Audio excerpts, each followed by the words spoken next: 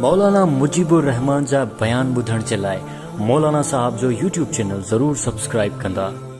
खीर पीअंदड़ ॿार जो पेशाब पाक आहे या पलीत आहे, हे ॻाल्हि बि मुआशरे जे अंदरि तमामु बढ़िया हलंदी आहे। मायूं ॻोठनि में ॻाल्हि इहा कंदियूं आहिनि त नंढो ॿारु जेको खीर पीए थो त उनजो पेशाब पाक आहे, भले जिस्म खे लॻे कपिड़नि खे लॻे त उनखे धोइण जो हुकुम न ईंदो आहे। इहा बिल्कुलु ॻाल्हि ग़लति आहे। नंढे ॿार जो पेशाब ईअं ई पलीत आहे जीअं वॾे जो पेशाब पलीत आहे।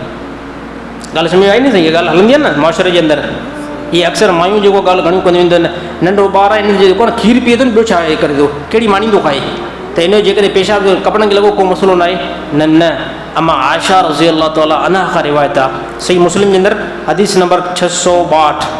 अमा आयशा खां रिवायत आहे, अल्लाह जे नबी सल्लल्लाहु अलैहि वसल्लम वटि नंढड़ा ॿार साहबा खणी ईंदा हुआ। पंहिंजा साहबा छा कंदा हुआ, नंढड़ा जेके पुट थींदा आहिनि साहबनि खे, त उहो खणी ईंदा हुआ। छाजे करे त नबी सल्लल्लाहु अलैहि वसल्लम खे गोद में विहारे ऐं नबी सल्लल्लाहु अलैहि वसल्लम मथां दम करे ऐं पोइ कंहिं ॿार खे नबी सल्लल्लाहु अलैहि वसल्लम खजूर चॿाड़े करे उन वात में विझंदा हुआ। छा आहे बरक़त आहे न हिकिड़ी क़िस्म जी। साहिबनि खे वॾो शौक़ु त साईं असांजी बरक़त, नबी जा हथ असांजे ॿार मथां घुमनि त इहा वॾी हिकिड़ी आला क़िस्म जी असांजे लाइ नेमत आहे ऐं असांजे लाइ फज़ीलत बि आहे। त अक्सर साहिबा ईअं कंदा हुआ, पंहिंजे ॿारनि खे खणी करे नबी सल्लल्लाहु अलैहि वसल्लम गोद में विहारींदा हुआ।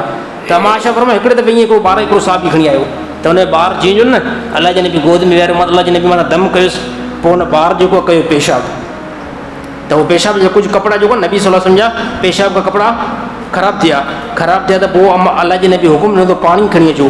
पाणी अलाह जे नबी जेको आहे न कपिड़नि जे मथां वाहे छॾियो। बाक़ी अमा आयशा फरमाए त अलाह जे नबी कपिड़ा धोता न, बाक़ी पाणी जेको आहे वाहे छॾियो। हाणे धोतण मां मुराद इहो त अलाह जे नबी कपिड़ा हीअं न कया, धोअण मां मुराद रगड़णु आहे न, अलाह जे नबी हीअं न, बल्कि अलाह जे नबी बसि पाणी जीअं आयो त पोइ अलाह जे नबी पाणी मथां वाहे छॾियो। हाणे उलमा लिखियो त हाणे जेको हे कपिड़ो आहे न, जंहिंखे नबी पाणी आयो आहे, हे कपिड़ो पलीत थी वियो। छाजे करे जेकॾहिं पलीत न थिया, नबी सल्लल्लाहु अलैहि वसल्लम फरमाइनि न, छॾे ॾियोसि नंढो ॿारु खीर पीतो अथई, हाणे इन जेको आहे पेशाब पलीत न आहे, बल्कि उलमा चवंदा इन जो पेशाब जेको आहे नंढे ॿार जे पेशाब सां कपिड़ा पलीत थींदा आहिनि।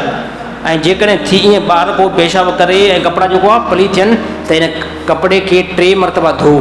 कीअं धो? जीअं अमूमन पंहिंजो पेशाब लॻंदो आहे 3 दफ़ा धोईंदा आहियूं, त पोइ जेको आहे नमाज़ पढ़ो। जेकॾहिं अगरि ईअं नमाज़ पढ़ियो, नमाज़ तव्हांजी थींदी ई न, छो त नमाज़ लाइ इहा शइ फ़र्ज़ु आहे त कपिड़ा जेको आहे पाक रखो।